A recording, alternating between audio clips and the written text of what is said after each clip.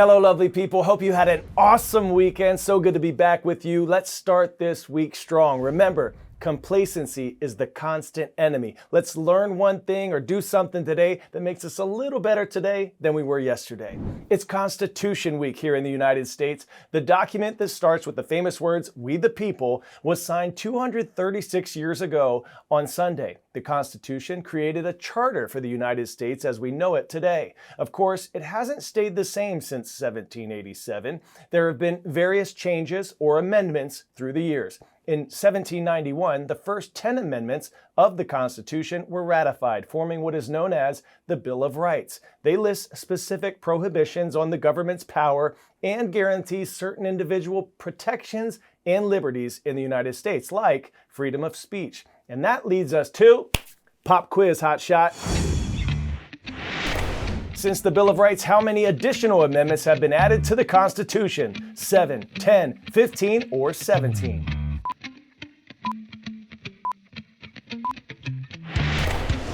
Put your hands up if you said 17. The most recent, the 27th Amendment, was passed in 1992.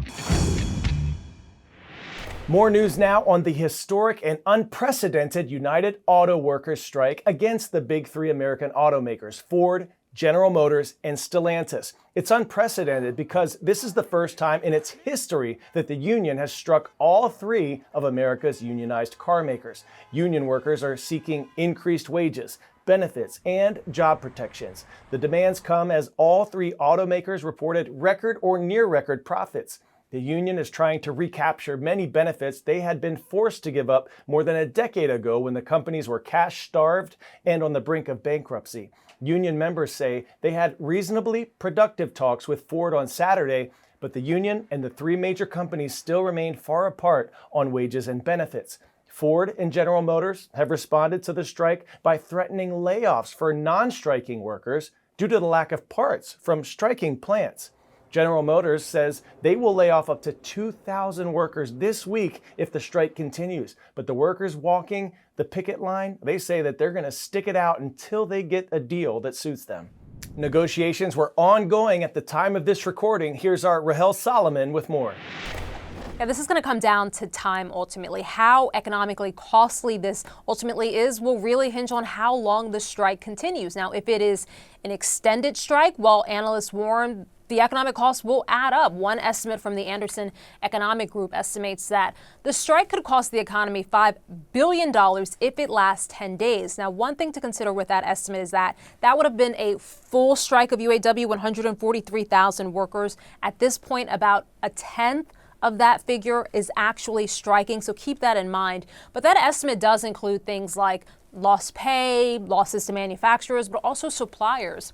Now, guys, if it feels like there have been more strikes than usual, yeah, it's not just your imagination. So what's behind the increased strike activity, both here in the U.S. and around the world, to be honest?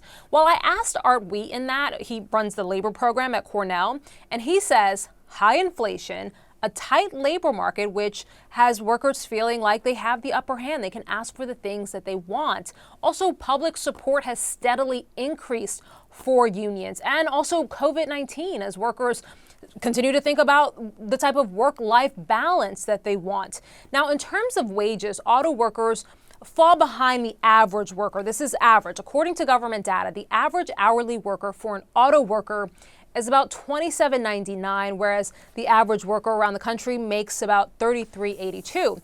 Now, we should say for the automakers' part, they say, wait a minute, we have to worry about prices as well because we have to compete with the non-union competitors. And so they have to be conscious of prices as well. I mean, that's what the automakers are saying. Clearly, the two sides are still pretty far apart, it seems, at least from what we can tell. But ultimately, the damage that could be caused in terms of the economy will really just depend on how long this strike ultimately takes.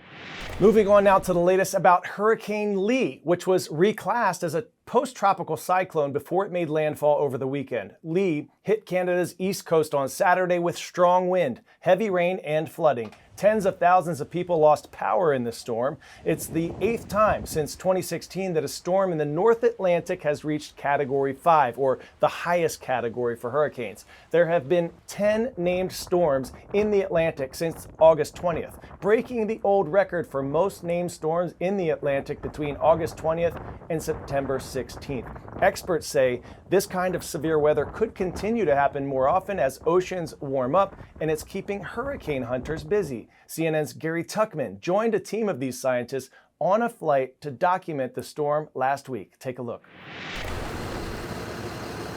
The Gulfstream 4 is typically a business jet, but this one is reconfigured.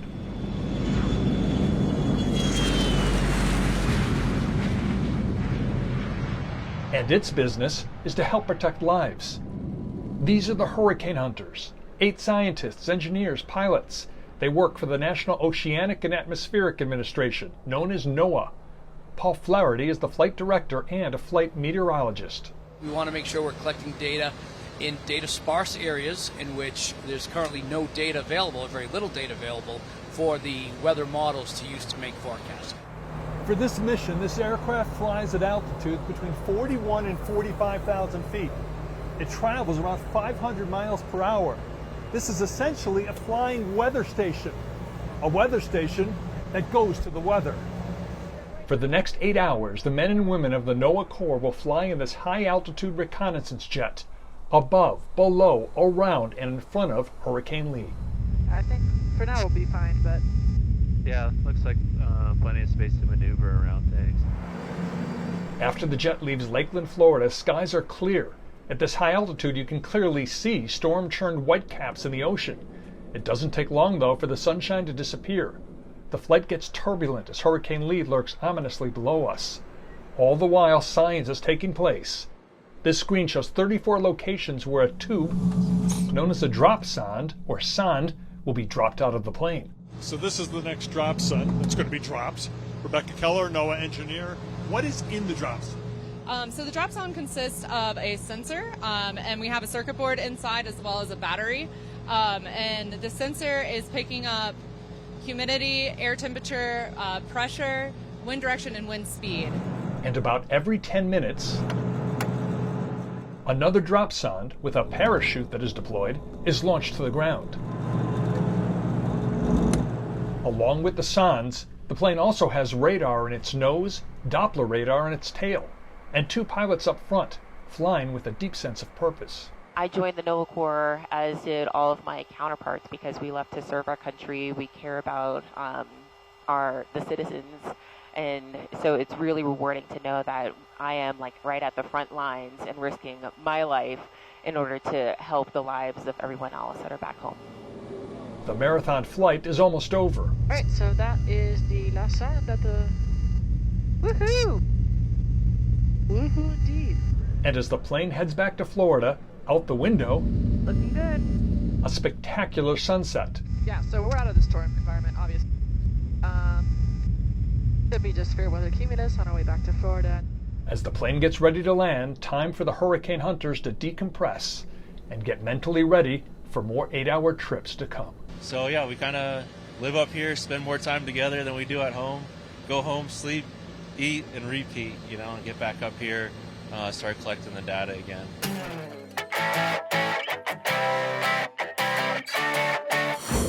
Arizona, Saguaro National Park, an unidentified creature causing quite the stink on a surveillance camera. What is this? A spiky, frizzed out hair? Is this thing stretching its arms for a hug, doing a dance? Believe it or not, this is actually a spotted skunk, upside down, doing a handstand. And apparently, if you ever see a skunk doing this, it's time to say, smell you later, dude, because they do handstands as a form of intimidation. And if that doesn't work, their next move is to spray you. Our special shout out today is going to Skyline High School in Scottsboro, Alabama. Go Vikings! Did you know that Vikings had ice skates? Fun fact, they used animal bones for the blades. See you tomorrow, my Vikings and Queens. I'm Coy, and we are CNN 10.